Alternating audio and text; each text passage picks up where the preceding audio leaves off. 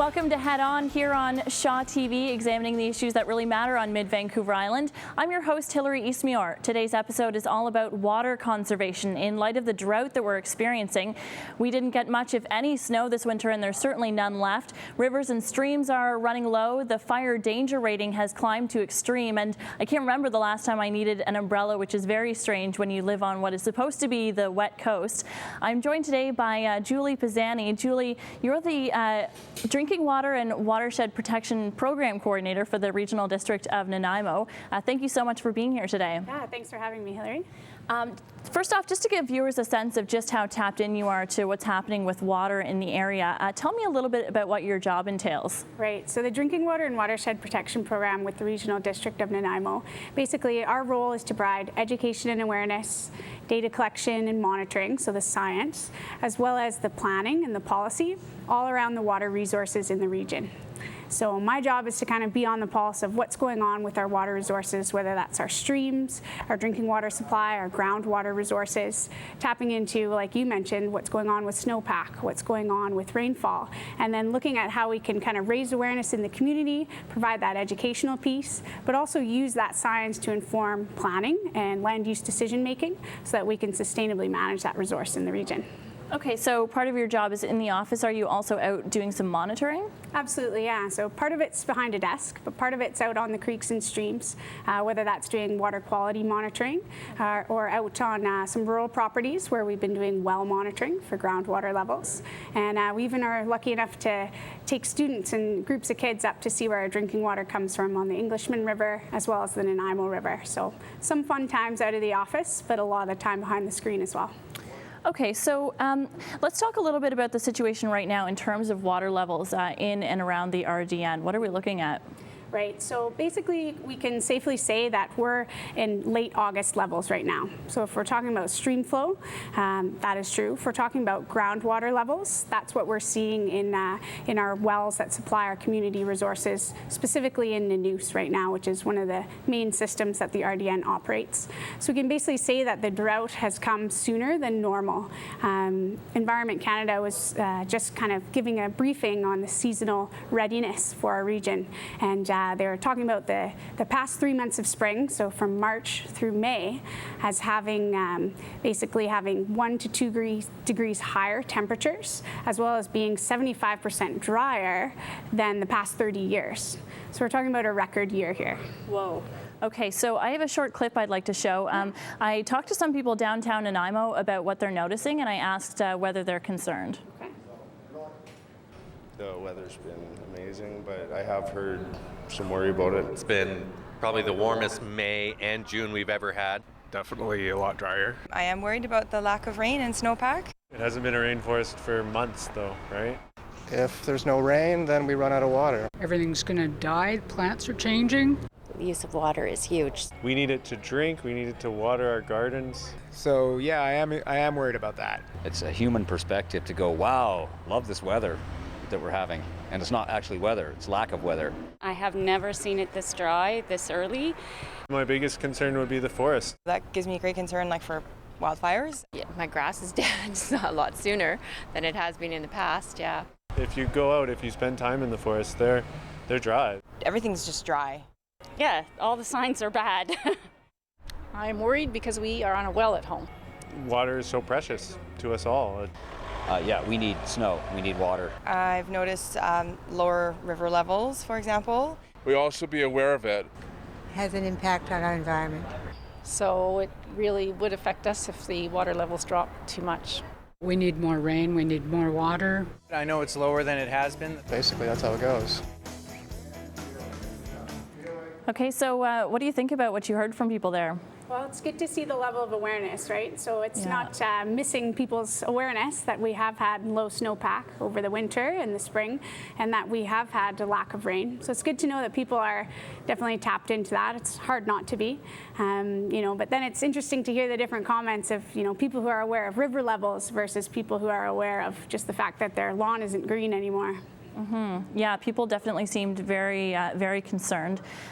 In terms of the amount of rain that we have received, Nanaimo has received an average of 5 millimeters of rain so far actually we're sitting at 15 millimeters, but I should mention the city has 5 rain gauges, so there's quite a range. In the south end this month, one of the gauges measured 6 millimeters, whereas in the north end, one measured 30. So it even depends on where you live in the city in terms of how much rain you're seeing. Yeah, absolutely. And you can see similar trends for places like Nanaimo, where it's about 3 millimeters so far in May, I should say, and the average was actually 40. So it's kind of looking at the differences there. It's been a dry year. Can't ignore it. Wow. So let's talk about the impact of dropping water levels on people and local industry and the environment. So it has an impact on our communities in the sense that, people are taking notice. Maybe you go down to the river and there's not as much water to swim in. But we also have to think about sort of long-term water supply for our communities and also water supply for fire protection and for fish flows, right? And so the impacts are not just necessarily us in our own households and having to restrict our water use and cut back on irrigation. That's a big part of it. But the big picture is looking at how that fits into making sure we have enough water in our river systems for the fish and the ecosystems, as well as this whole idea of supply for fire suppression. Yeah, I mean, it would be a bad year to be a salmon wanting to spawn. Right, yeah, if we're already at August levels, and we're not really forecasted to have significant rainfall through till September, that's where a little goes a long way in terms of conservation. So the less water we're using at home or in our businesses, that means more water is left for supply in the lakes and the rivers, and that's for backup fire prevention, but also, of course, for fish flows, which is really important. Okay, and what about industry? So, industry is basically, they're self-regulating themselves. Right now, the province has basically stated we're in level 3 drought, which is very dry. The next step up is extremely dry, level 4. And at that point, that's when the province can step in with enforcement of regulatory controls that would be bringing out those controls from the Water Act as well as Fish Protection Act. And that's where we might start to see more enforcement on industry. Right now, the emphasis is on voluntary conservation, right? And that's more of a positive approach to say, hey, we're in this together. Let's all voluntarily choose to conserve, because it's kind of like your bank account. If money's not coming in, you have to kind of gauge your withdrawals, right? So if our income is our rain and our snow, and it's really low, then our withdrawals have to also kind of be matched to that, adjusted to that. And you're not going to be frivolously spending, right? You want to be spending your water, using your water on the key things, and kind of frivolous things like, I'm going to pick on green lawns here. Those things are not a place for a dry year. Yeah, blonde is the new green. That's what I'm hearing. That's right, golden lawns. Yeah. Okay. And I mean, it is important in that case for the RDN and local governments to communicate to people just how dire the situation is, because if they aren't as aware as they should be, then they won't be making those efforts to conserve water. How does the RDN go about letting people know what the situation is? Yeah, absolutely. Communication is really important. So coming on a show like this, as well as interviews with local media outlets in the newspaper, news releases. We use our website quite a bit and social media to continue to get the word out. We're also present at community events. We have an education team called Team Water Smart, and they travel around with an interactive booth set up at community events all through the region. And that's sort of that face-to-face interaction, talking with the public, tips on how to conserve water, information on where the resource is right now in terms of supply and what you can do. So we like to kind of mixed media, get and reach out to the public. And it's great to be on your show today to do that as well. Awesome. I have another clip here I'd like to show. I asked people downtown and Nanaimo what they're doing to conserve water. Oh, good. What do I do to conserve water? Well, I don't water a lawn. We don't have a lawn.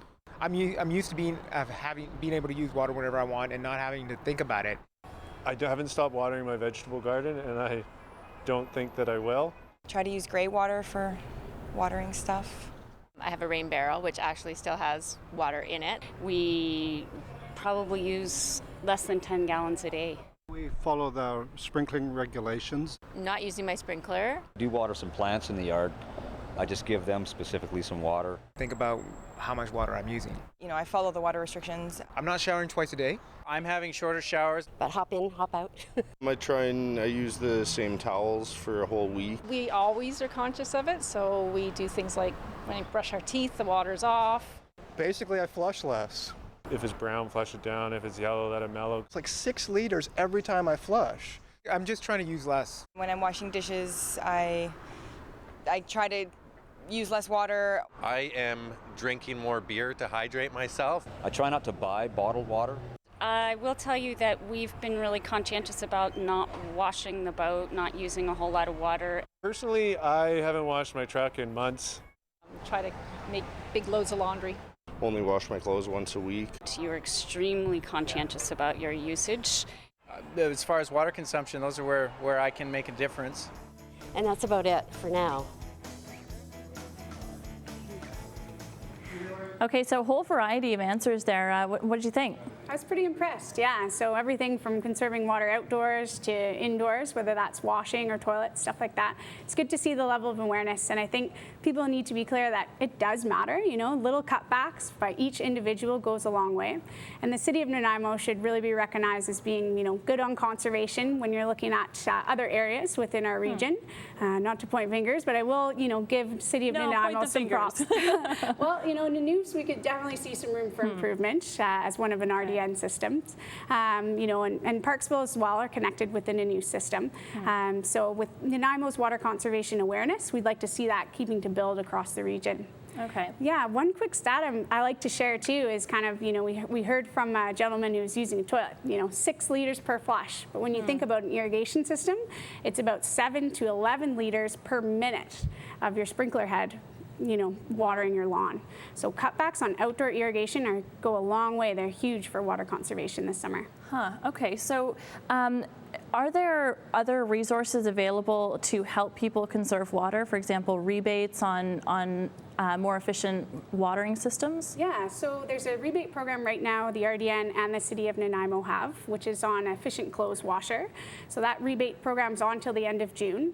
The RDN also has a rainwater harvesting rebate program. So people might think now, there's no rain, what's the use in putting in a rainwater collection system?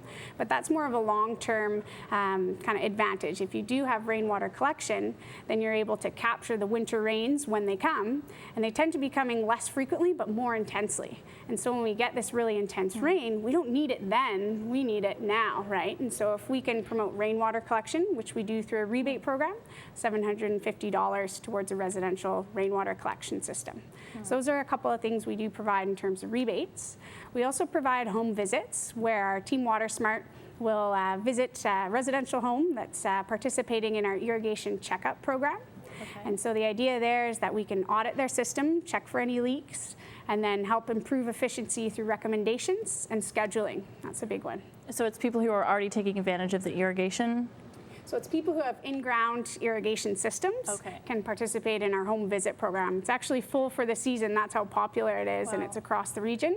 But those are the little things that really go a long way to saving water. And there is quite a bit of information on your website in terms of other rebates. You have to be, for some of them, you have to be in the RDN electoral area. That's right, yeah. But most of them are regional, so the rainwater harvesting one is a regional rebate program.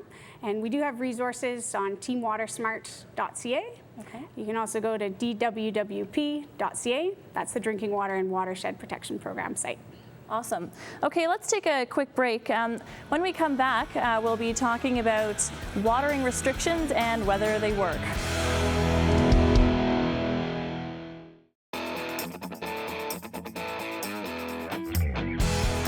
Welcome back to Head On here on Shaw TV. We're talking about water conservation today. I'm joined by Julie Pisani, the RDN Drinking Water and Watershed Protection Program Coordinator. Long title, super important job. You know, this is an issue that's on a lot of people's minds these days, just with the lack of rain. Most people's lawns are a lovely shade of gold. And you must be in hot demand these days. Yeah, we're getting a lot of calls, and particularly around watering restrictions. So people wanting more information on what they're allowed to do and when. And yeah, I understand that, you know, it can be confusing. Which community do I live in? Which watering restrictions apply to me? So we have been doing our best to keep the communications out there on these are the water restriction levels, this is why, and this is what you can do. Because it's really like the only tool that local governments have when we're faced with a water crisis like this, to tell people, you need to cut back, and it's spreading the message, but it's also, there's an enforcement measure there, right? Right, that's right. So it can be enforced through bylaw, which is a good tool. I mean, our long-term perspective is just kind of the culture around how we use water. So water conservation shouldn't just come in the times of watering restrictions. It should almost be, it's just natural to say, you know what, I'm going to cut my lawn area back. I'm going to focus on native plants, more drought-tolerant species, and cut back that way. I'm going to update my clothes washer when a rebate is available, or my toilet when a rebate is available. And just sort of this consciousness that it's a shared resource, it's not infinite, and that a little goes a long way. So I think it's that culture of water conservation. In a time of drought, we implement restrictions, just kind of a way to really make that message prominent and have that enforcement tool. But I would hope it's kind of like a bigger picture, a longer term shift in our communities to just be smart with our water. And we do our best to provide resources, whether that's educational or monetary resources, to help move that along.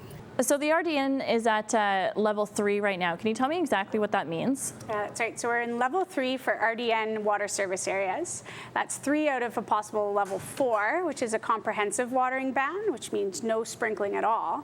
But right now in level 3, it means you can use your sprinklers for 1 hour in the mornings between 6 and 10 a.m. and 1 hour in the evenings between 6 and 10 p.m. Right, and part of the restrictions means you can't power wash, no washing of driveways or sidewalks, no filling of pools or hot tubs. And you can wash vehicles and boats, but only with a nozzle that has a shut-off. So that kind of comprises the level 3 restrictions. And actually, this is the soonest we've ever had to implement a level 3 water conservation level. Normally, it's something we would maybe be implementing in August, but now we've implemented it at the start of June. And you said that sort of because we're at August levels right now in terms of water levels. That's kind of what we're seeing, yeah. So in terms of stream flow and precip, and in terms of groundwater levels, we're advanced to August. So, the conservation levels, the watering restrictions are following suit. And so it's kind of a way to promote that voluntary conservation, but also have the ability to have the bylaw enforcement in there as well. And then in Nanaimo, we're at water conservation level 2. And I think that's sort of where the confusion comes in, because people are like, does the RDN take precedence, or is it Nanaimo? And, it can be tough to keep track of what applies to you. Yeah, so I can see where the confusion comes in. A simple way to think about it is, where do you get your water bill from? On your water bill, does it say the city of Nanaimo? If so, that means you're in that municipality. That's where you're getting your water. And those are the restrictions that apply to you, are the ones from the city of Nanaimo.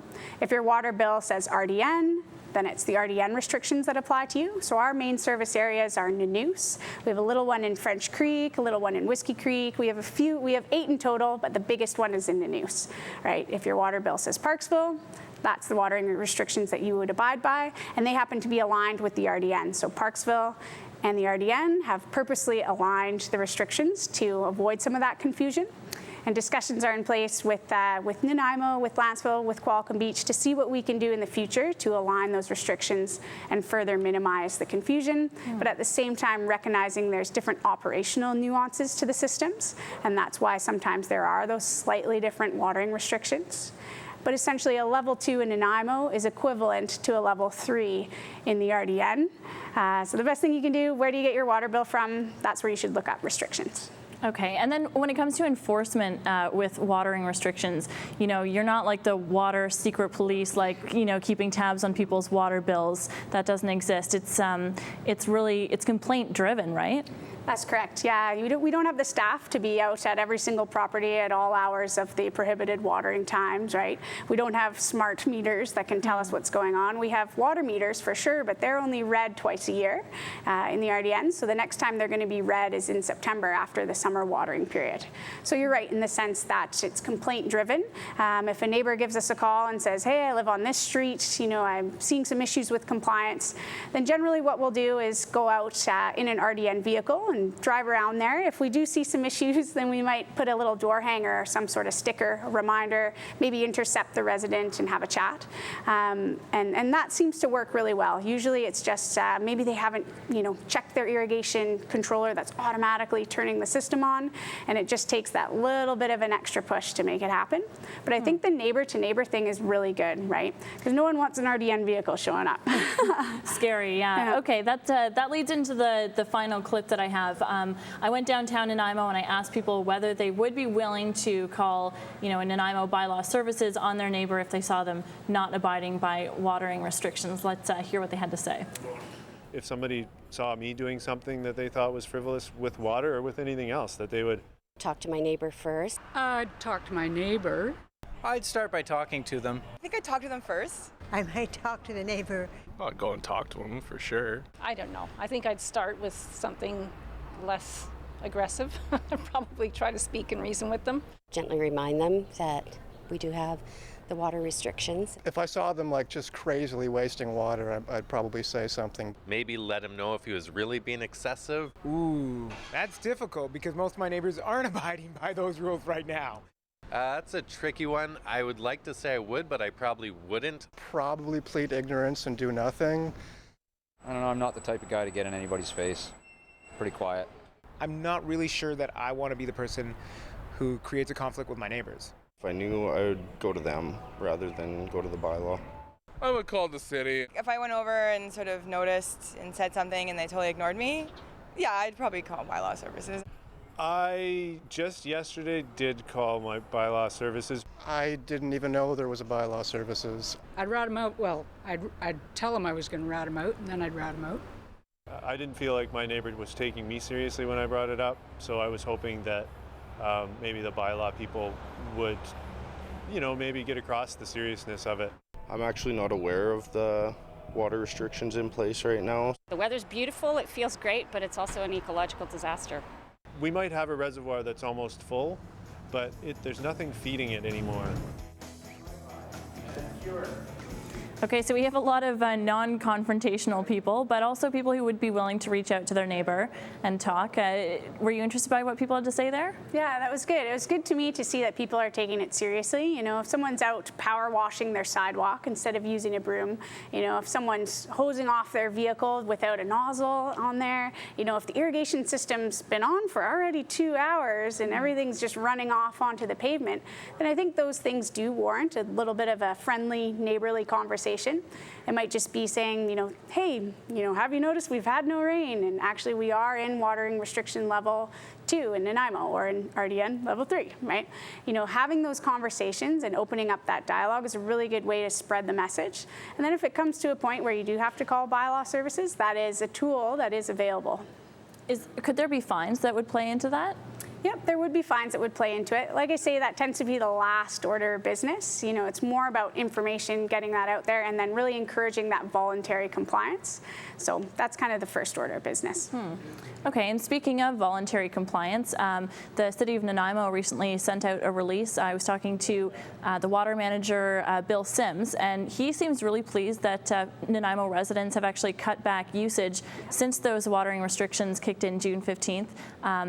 Usage has dropped 7.5%, which is definitely a noticeable drop. We've gone from over 59.5 million liters of water a day in demand to 55.1. So that's pretty cool. Yeah, that's really good to see, right? And I think people should recognize that as encouragement to continue what they're doing, not to say, hey, we're good, we need to stop and just, back to business as usual. It's kind of like, okay, this is encouraging that we can make a difference. If people are abiding by restrictions and voluntarily saying, you know what, my lawn doesn't need to be green this time of year, then I think those things can really make a difference, as we've seen in Nanaimo. And I would hope that that would kind of spread to the rest of the region as well.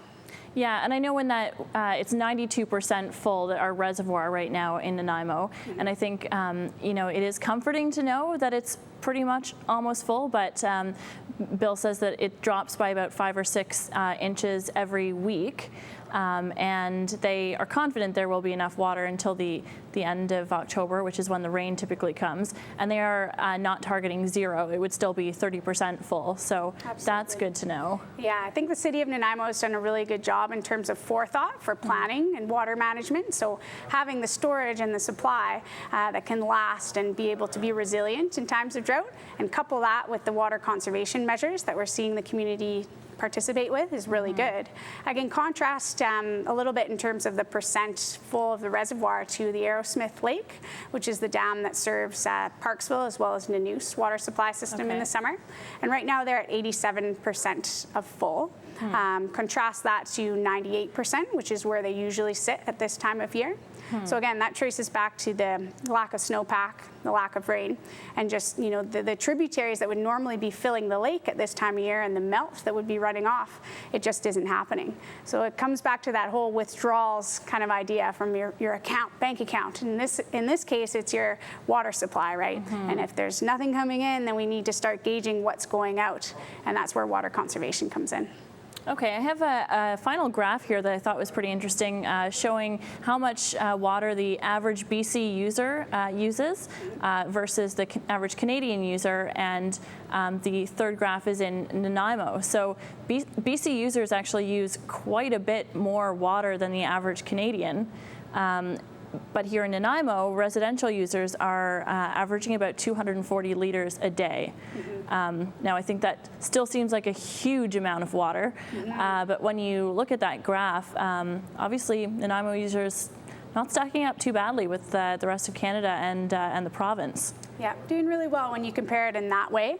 It's always good to be reminded of other places in the world, right? So we're a relatively water wealthy country, and so comparing to our own province and comparing to our country is kind of a good way to start. But then when you look abroad, to Europe, for example, the average per person water use there is 150 liters, right? So it's even like 100 liters less than a conservative community in Canada. And so, we can always continually improve. And I think we're seeing really good strides with what's going on in the region, but I would encourage people to keep going. Okay. Well, Julie, we're almost out of time today, but thank you so much for being here today. And we'll keep in touch. And this is an issue, unfortunately, that's not going away anytime soon. Yeah, thanks for having me, Hilary. I think it's really important that we manage our water resources on a regional level, right? Because water doesn't stop at political boundaries. So that's what we attempt to do with our drinking water and watershed protection program, is look at water management on a regional scale, on a watershed scale, and plan for the future, raise awareness, provide education, do the data collection and the science, and then have that fit into our planning and our policy. Amazing. I want to say a big thanks to all of the volunteers who helped get this show on the air, especially this week, Raymond Albert, who shot those streeters with me and spent a lot of time editing them. So thank you so much. And of course, thank you for watching.